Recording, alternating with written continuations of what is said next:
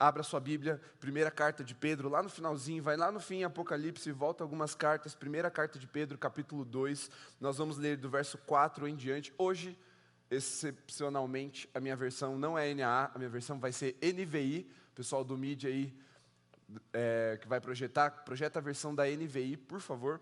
Primeira carta de Pedro, capítulo 2, verso 4 em diante. Nós vamos ler até o final, até o verso 10, tá bom? Do 4 ao 10. Está escrito assim: à medida que se aproximam dele, Jesus, a pedra viva, rejeitada pelos homens, mas escolhida por Deus e preciosa para ele, vocês também estão sendo utilizados como pedras vivas na edificação de uma casa espiritual para serem sacerdócio santo, oferecendo sacrifícios espirituais aceitáveis a Deus, por meio de Jesus Cristo.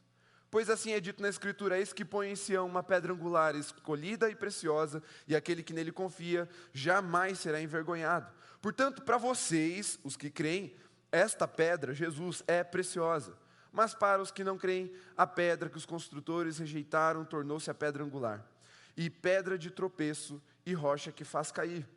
Os que não creem tropeçam, porque desobedecem à mensagem, para o que também foram destinados. Vocês, porém, são geração eleita, sacerdócio real, nação santa, povo exclusivo de Deus, para anunciar, preste bem atenção, para anunciar as grandezas daquele que os chamou das trevas para a sua maravilhosa luz. Antes, vocês nem sequer eram um povo, mas agora são povo de Deus. Não haviam recebido misericórdia, mas agora receberam. Muito bem, a mensagem de hoje é fogo aos ministros. Vamos entender um pouquinho o que é que Pedro, o apóstolo mais velho, junto com Judas, mas ele era o mais velho dos fiéis, o que é que ele está dizendo aqui para a igreja nessa carta? Muito bem, ele está fazendo referência a um ofício que existia desde a antiga aliança. A aliança que foi feita na promessa de Deus a Abraão, pela fé que Abraão teve na palavra de Deus, foi legislada por Moisés e adotada por todo o povo de Israel a partir dali. E a antiga aliança, a velha aliança, a aliança de Abraão, de Moisés, ela contemplava um ofício, uma função. Era tipo uma profissão. O ofício de sacerdotes. Sacerdotes eram escolhidos dentro de uma casa ou dentro de uma família, uma tribo do povo de Israel. Volta um pouquinho. Abraão foi chamado por Deus para sair da sua terra e ir para a terra que Deus mostraria.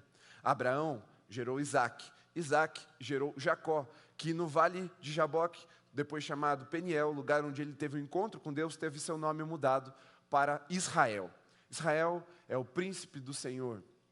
Então, de Jacó, chamado Israel, nasce uma nação, cumprindo-se então a promessa de Deus para Abraão de que ele seria pai de multidões.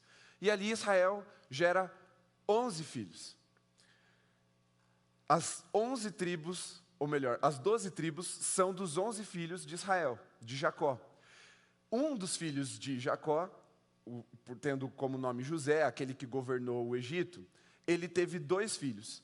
E como José era um filho especial, ele recebeu dupla honra, ou uma honra dobrada. Por isso, José, não deu nome à tribo. Não existe a tribo de José, mas existe a tribo de Manassés e, se eu não me engano, Efraim, que são os 2 filhos de José. Daí vem as 12 tribos. Dessas 12 tribos, forma-se um povo numeroso lá no Egito, porque eles se assentam no lugar, quando José governava o Egito, um vale lá que era, não era dos melhores, mas também não era um deserto difícil, então eles conseguiam ali se estabelecer como uma tribo, como um povo, e foi se multiplicando a nação dos hebreus. A um ponto que levantou-se uma dinastia no Egito que não conhecia os feitos do Senhor através da família de José, através do próprio José. Não conhecia, a história foi apagada e aquela nova dinastia começou a oprimir o povo. E esse povo, então, é liberto por Deus através de Moisés. E eles vão para o deserto para adorar ao Senhor, rumo à terra prometida. E no deserto, Deus estabelece um ofício, o ofício de sacerdote. E os sacerdotes, eles eram escolhidos todos da tribo de Levi. Levi era um dos filhos de Israel. Todos da tribo de Levi poderiam tornar-se sacerdotes. As outras tribos todas tinham outras atribuições. Alguns eram agricultores, outros eram mais guerreiros, outros faziam de tudo. Mas a tribo de Levi, ela era separada especificamente para viver o sacerdócio. As outras 11 tribos tinham uma herança terrena, eles tinham um território.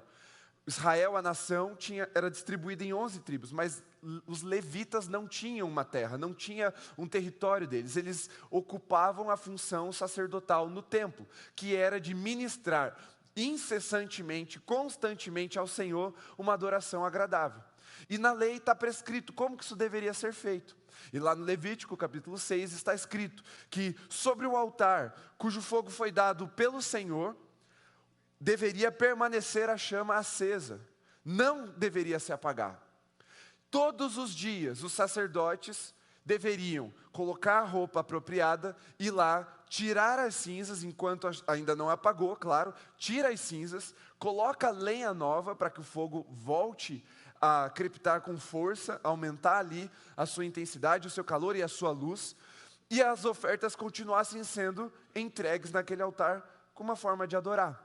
Esse era o ofício do levita, e claro, isso é o mais especial da função. Ele também tinha que varrer o templo, ou ali o tabernáculo, enfim, o que ele estava ministrando ao Senhor, ele era responsável, ele era como se fosse um zelador adorador.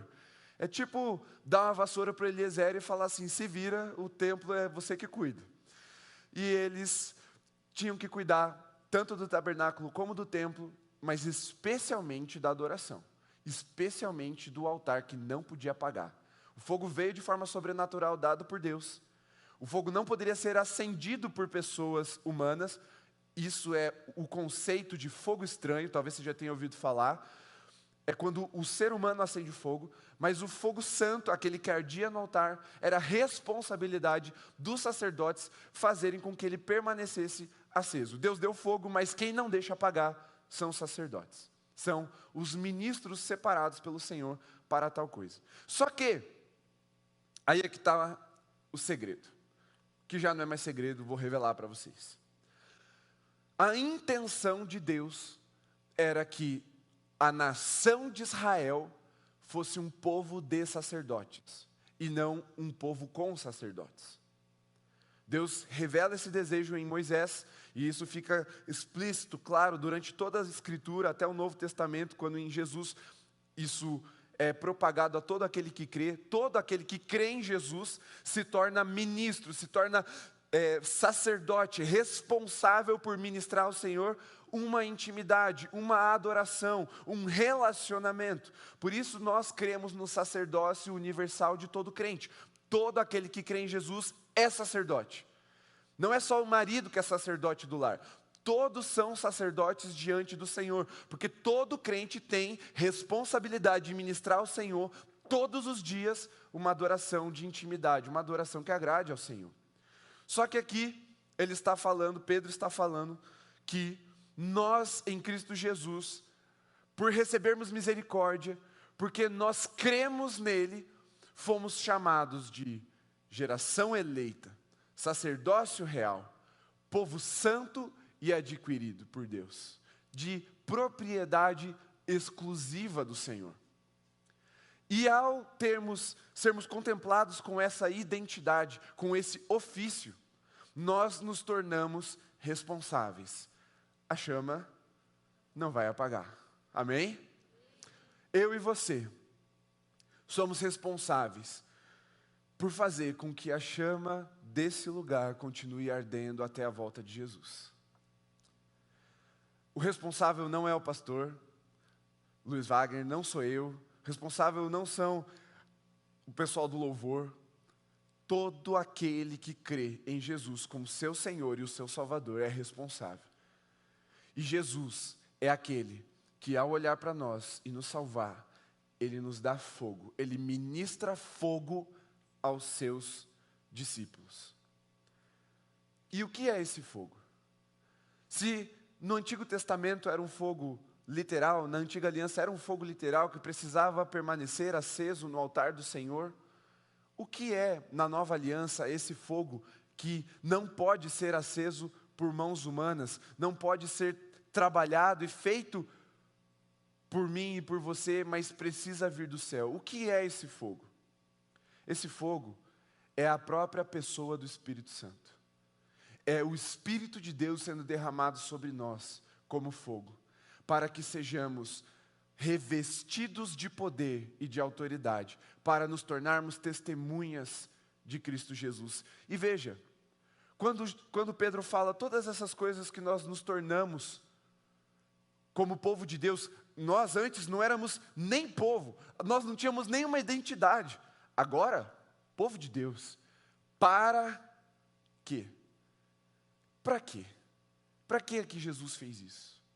Para anunciarmos. Há uma responsabilidade nas nossas mãos, que nos foi dada por Deus, para anunciarmos os seus grandes feitos e o seu poder. Só que para anunciar o Evangelho, não adianta você só sair por aí falando de Jesus.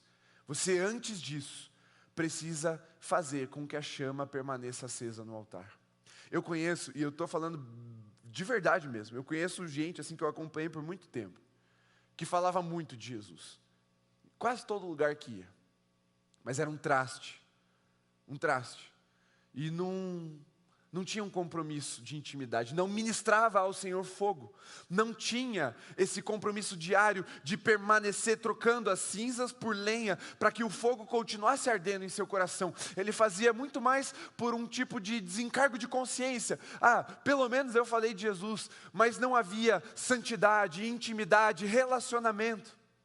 E quando nós, discípulos de Jesus, ministros de Jesus, nós somos chamados a esse lugar de intimidade e responsabilidade, nós precisamos nos dedicar em manter essa chama acesa antes até que nosso anúncio seja efetuado. Porque ele só vai ter eficácia, ele só vai ser real, poderoso, um verdadeiro testemunho, se nós estivermos revestidos desse fogo, desse poder, que é a pessoa do Espírito Santo. E aí você deve estar perguntando assim, fogo aos ministros, e aí? E aí, que eu quero te dizer a importância de você estar presente, não só de chegar no horário e ir embora no horário de um culto, mas estar presente, ministrando um culto ao Senhor, participando do que nós chamamos de culto, com os seus dons, seus talentos, com a sua voz, com as suas habilidades, com o seu compromisso. Porque antes havia uma tribo, uma família responsável por isso. Era como se fosse uma elite espiritual do povo de Deus. Mas agora em Jesus não existe mais elite espiritual. Agora nós somos um só povo. E todos nós somos chamados à responsabilidade de manter essa chama acesa. Isso inclui a mim, inclui os outros líderes e pastores, inclui aqueles que estão cantando, adorando, mas inclui você também que está aí sentado. E você pode se engajar nessa obra, porque até que o Senhor venha nos buscar, esse lugar vai permanecer como o altar aceso ao Senhor, o lugar da manifestação da sua glória. Agora, será que Jesus pode contar com você também? Porque eu sei que tem muita gente que Jesus conta. A pergunta é, Jesus conta com você também para manter essa chama acesa? Ele pode olhar para você nessa noite e falar assim, eu vou derramar fogo, o Espírito Santo sobre você, eu vou te revestir de poder e autoridade.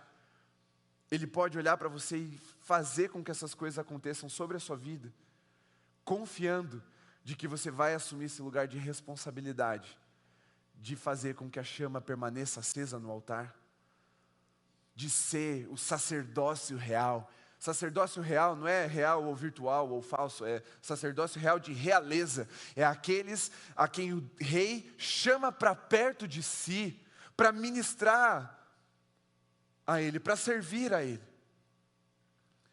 Você é aquele que, ao ser ministrado com o fogo do Espírito Santo, ao ser batizado com a presença de Deus na sua vida, ao ser revestido de poder e autoridade, vai corresponder com intimidade, com proximidade, com constância, porque é para isso que nós fomos chamados, é para isso que Jesus nos chamou e nos libertou e nos salvou, é para estarmos próximos dEle, é para termos intimidade com Ele.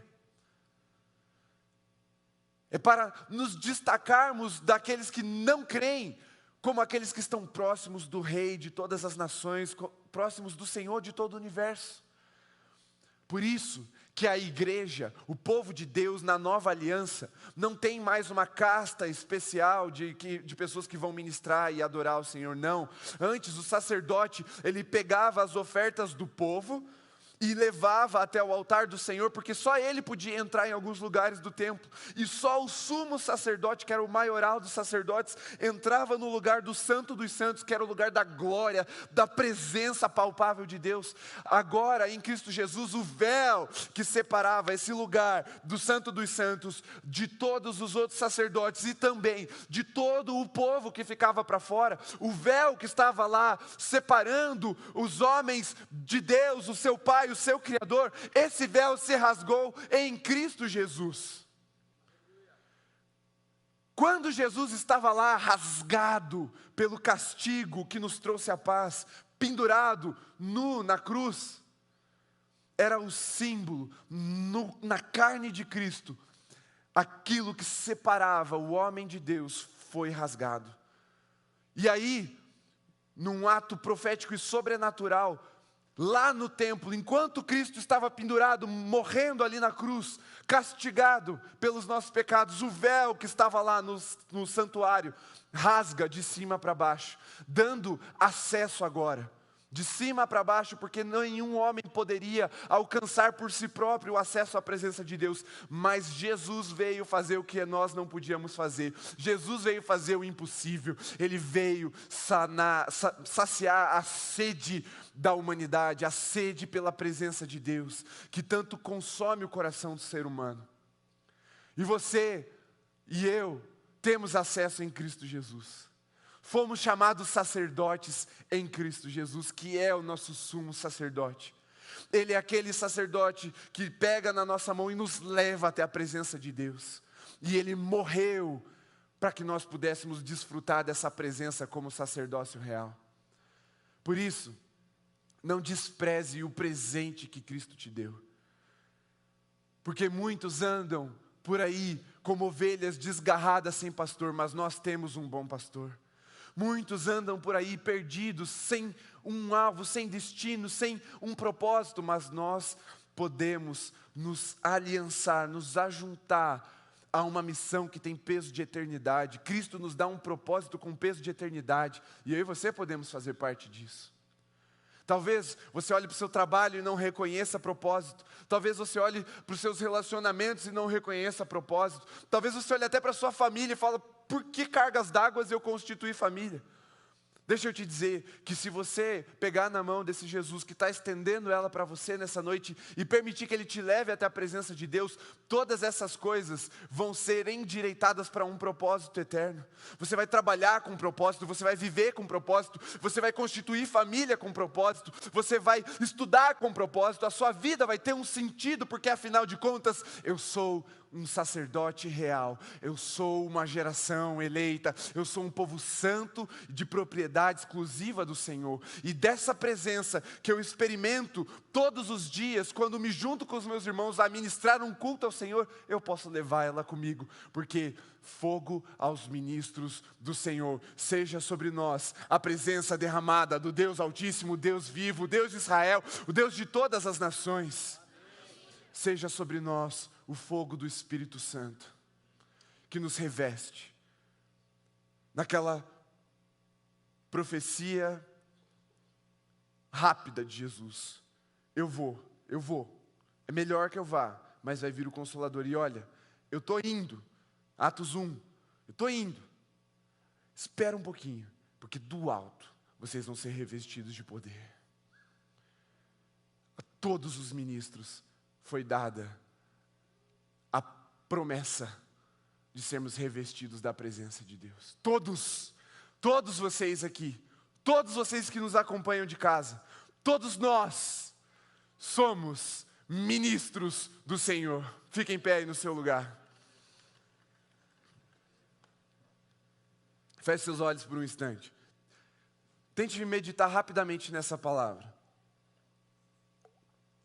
Se você nessa noite precisa se reconciliar com esse Jesus que morreu por você, se nessa noite você precisa ter um encontro com Ele porque você ainda não teve, Jesus pagou um preço pela sua vida, para que você pertencesse a Ele e ficasse sob seus cuidados, mas também fosse revestido de autoridade e poder. Se você está vivendo uma vida sem rumo, vazia, sem propósito, nessa noite é a noite de você ser revestido do alto, com poder e autoridade. Se você está aqui, meio sem saber o que fazer, você é crente, mas poxa Jesus, nem sei o que fazer direito, não tenho dom, não tenho habilidade. Os discípulos também não tinham, nada que servisse direito a Jesus. Mas deixa eu te dizer uma coisa, principalmente você que não sabe qual é o seu propósito, não sabe qual é o teu chamado, ouça bem o que eu vou dizer agora. Jesus não chamou ninguém que estava parado. Ninguém.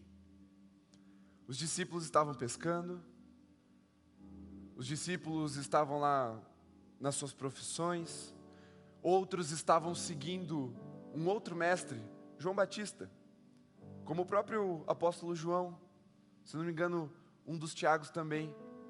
Eles estavam seguindo João Batista, aquele que precedeu Jesus, a voz do que clama no deserto. Mas ninguém estava parado. Jesus não foi atrás daqueles que estavam sem fazer nada, mas Ele encontrou no coração daqueles que estavam dispostos, não disponíveis, a fidelidade para estabelecer um ministério. Ministério é aos ministros. Todos nós somos ministros. Se você já vem pedindo, ai Jesus, me batiza no Espírito Santo, e você não percebe isso acontecendo na sua vida, parece que você não é revestido de autoridade e poder. Talvez esteja faltando você justificar o teu pedido, falando assim, Senhor, fogo ao teu ministro, à sua ministra. Se você quer o fogo do Senhor, faz assim no seu coração, fala, Senhor, fogo ao seu ministro ou à sua ministra. Fala, Senhor, fogo aqui, ó. Eu me torno responsável nessa noite para não deixar essa chama apagar. O livro de Hebreus, o autor aos Hebreus, ele fala de que Deus faz de vento os seus anjos e de fogo, labaredas acesas os seus ministros. Você quer que o Senhor te acenda nessa noite como uma labareda de fogo? Você tem esse desejo?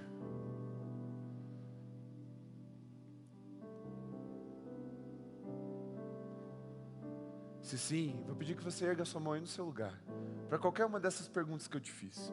Você quer ter um encontro com Jesus? Você quer se reconciliar com Jesus? Você quer encontrar o seu propósito, o seu chamado? Ou você quer ser revestido de autoridade e poder? Levanta a mão aí no seu lugar, assim, fala, Senhor, eis-me aqui. Não adianta falar para mim, fecha os olhos e olha para Jesus agora, porque eu não posso ministrar esse tipo de fogo. Esse fogo, quem ministra é o Senhor, é fogo vivo, é fogo santo, é fogo de verdade, é fogo que vem do alto. Peça, Senhor, eis-me aqui, eu sou um ministro, eu sou uma ministra do Senhor. Manda fogo, a tua palavra diz, fogo aos ministros do Senhor. Então eis-me aqui, Senhor, como ministro, agora eu clamo por fogo. Peça por fogo agora. E creia que o Senhor está depositando labaredas de fogo em suas mãos, está incendiando os seus olhos, o seu coração.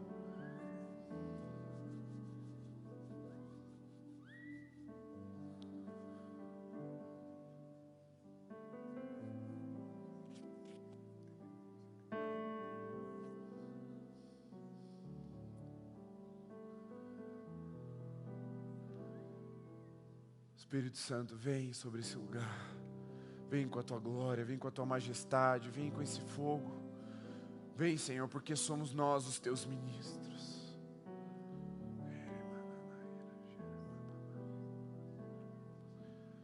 Somos nós os teus ministros, Senhor. Eu repreendo toda a frustração agora nos corações, Senhor. Aqueles que estão há tempos tentando e se frustram porque ainda não conseguiram ou não receberam, Senhor, lava os corações de toda a frustração agora. Eu repreendo toda a mentira na mente, Senhor, que os convenceu de que isso é algo especial para alguns, para alguma elite espiritual, ou para os pastores, ou que chamado a ser ministros são só aqueles que vêm para o altar. Não, Senhor, lava esses pensamentos agora com o teu sangue. Lava, Senhor, lava e vai trazendo a revelação, a verdade aos corações e às mentes agora. Vai trazendo a revelação, Senhor, para que caia toda mentira, para que haja liberdade agora na tua casa, para que todos quantos assim desejarem se posicionar nessa noite como ministros do Senhor e ao Senhor, sejam batizados com o fogo do teu Espírito nessa noite, sejam mergulhados nesse lugar de autoridade, de poder, em nome de Jesus, para romper com toda a timidez, com toda a apatia, com toda a amargura, com toda a trava que os mantém no lugar de aprisionamento e pecado, Senhor. Nós somos a geração eleita, o sacerdócio real, o povo santo de propriedade exclusiva do Senhor, para te anunciar às nações. Por isso, incendeia-nos, Senhor, como luzeiros nessa cidade, para que todos quantos olharem para cá vejam uma chama acesa em nome de Jesus. Mas também, Senhor, todos quantos olharem para os teus filhos, os teus ministros que estão aqui nessa noite, também vejam a tua glória e as obras que o Senhor tem realizado. Que essa seja uma igreja viva, uma igreja poderosa, uma igreja com autoridade, que fala e vive a mesma palavra, Senhor. Que com graça e misericórdia resplandece o teu rosto àqueles que estão perdidos, que com um abraço acolhedor traz as ovelhas perdidas até o aprisco do bom e verdadeiro pastor. Ah, Senhor, que o teu fogo venha derretendo os corações de gelo nessa noite. Você pode me ajudar na ministração agora, erguendo a sua adoração, o seu fogo ao Senhor, para que os corações de gelo sejam derretidos. O gelo, ele vem pela ferida, ele vem pela amargura, ele vem pela frustração, ele vem pela falta de perdão, ele vem pelo constrangimento, ele vem pela timidez. Se você está com o coração gelado, coloque a sua mão no seu coração e fala: Senhor, aquece o meu coração. Eu estou no meio de um povo santo, de uma geração eleita, de ministros que são acesos como labaredas de fogo. Aquece o meu coração, Senhor. É a presença de Deus. Cultive esse lugar de presença e intimidade. Faça assim com as suas mãos agora. Espírito Santo, ministra o teu fogo aos teus ministros agora. Leva-nos pela mão ao lugar de intimidade, ao lugar do propósito, ao lugar do amor, ao lugar da contemplação. Queremos ministrar ao Senhor uma vida de santidade, de amizade, de correspondência. Nós somos teus ministros, Senhor, não nega o seu fogo a nós. É o nosso clamor, em nome de Jesus. Amém, amém, amém, aleluia. Senta um pouquinho, só para a gente reforçar. Pega um outro mic, amor, enquanto você sobe. Deixa eu te dizer uma coisa.